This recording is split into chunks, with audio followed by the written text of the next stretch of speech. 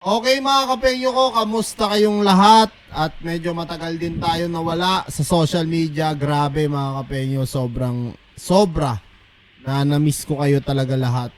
At pasensya na kayo mga kapengyo kung hindi rin ako naging active na. Sa kadahilanan, alam naman siguro ng karamihan sa inyo yung nangyari sa aking Facebook page na may JBTan Vlogs na name sa FB.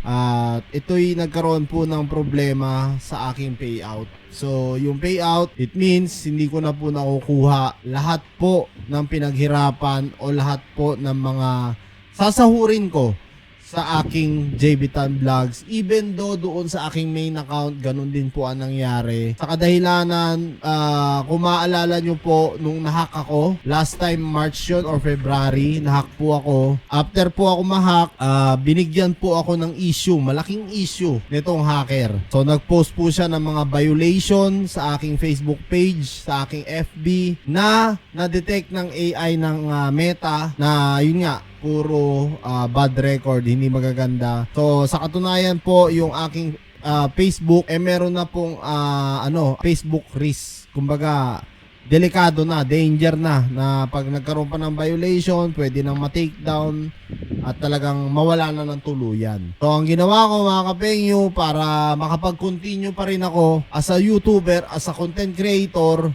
gumawa na lang po ako. Nag-decide ako gumawa ng panibago kong account at gumawa ulit ako ng panibago kong Facebook page na ito na nga, may pangalang JBTan 2.0.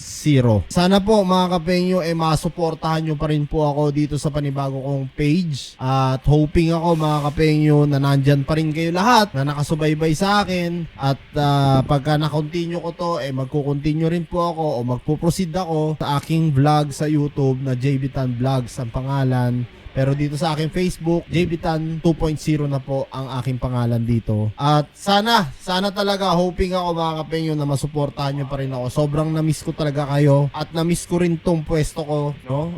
Na-miss ko microphone ko, na-miss ko lahat. Mga gamit ko ng ginagawa ko sa araw-araw. Sa sobrang grind ko noon. At talagang grabe mga kapengyo. Sana nandyan pa din kayo nakasuporta sa akin. Suportahan nyo ako mga kapengyo. Gagawa tayo muli ng mga contents dito sa bago kong Facebook page, at sana hindi na ako mahack ulit dahil sa hacker. Kaya ayun, nagkaroon ng problema lahat ng Facebook ko. Hindi nga niya ako tuluyan na hack, pero grabe pong sira ang ginawa niya sa karera ko sa social media. Kasi unang-una naapektuhan po talaga ako. Sa katunayan nga, 1 taon ko na pong inaayos yun. Totoo po yun. 1 taon ko nang inaayos yung aking payout. Hindi ko po talaga maayos-ayos. Ewan ko, Meta, kung anong dahilan. Lagi po ako nagre-report, dire-diretso po yung pagre-report ko, pero hindi, lagi lang nila sinasabi, antayin mo na lang yung payout mo sa ganito, kesyo ganito, kesyo ganyan, so antay ako ng ganitong araw, antay ako ng ganitong buwan, then after that, aantay na naman ako next month kasi sasabihin nila, hindi pa doon nag-proceed, antay ka ulit next month. So, ganun lang ganun, paulit-ulit hanggang umabot na po tayo ng halos 1 taon at kalahati na. No? 1 year plus na po akong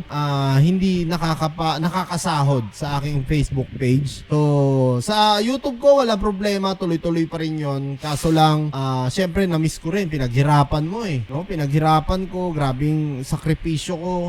Biruin mo, araw-araw akong grind. Sa katunayan nga, yung content ko kay Kulaong, kay Makagago, wala po ako sinasahod doon. Even though na million views po yung mga nakuha ko doon, hindi po ako pinasahod talaga ni Facebook page, ni Facebook or ni Meta. Kaya sobrang nawalan talaga ako ng gana. Sobrang ang dami kong na-realize mga kapengyo. At ngayon, pipilitin ko mga kapengyo na magbalik muli at mas maging malakas sa panibagong pagbabalik ko ngayon. Kaya nga JBTan 2.0 itong pinangalan ko dito, dahil ito na yung pangalawang pagkakataon ko para mapakita sa inyo mga kapengyo na talaga magbabalik na tayo muli dito. At syempre, thank you sa ating Panginoon at ganoon na rin sa aking pamilya na walang sawang sumusuporta pa rin sa akin. At sana nandiyan pa rin kayo mga solid kapengyo. Grabe, sobrang na-miss ko kayong lahat at talagang ito na yung ating pagbabalik muli. Antabayanan nyo lang yung ating mga gagawing content,